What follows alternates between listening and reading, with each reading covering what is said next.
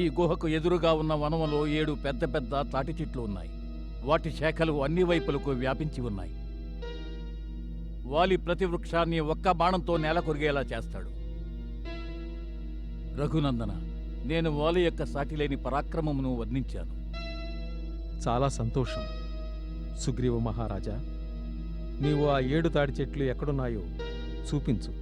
పదండి ప్రభు, తీసుకువెళ్తాను.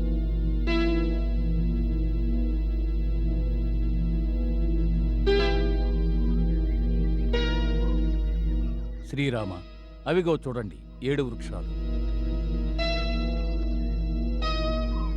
వాలి భుజబలం ఎంతటిదంటే తను ఒక బాణం వేస్తే ఆ బాణం తాటి చెట్టును ఖండించి బయటకు దూసుకుపోతుంది. ఆ విధంగా తను 7 బాణాలతో 7 తాటి చెట్లని నేలకూల్చగలడు. తమరు ఈ వృక్షాలపై తమ బాణాలను పరీక్షించుకుంటే మంచిది.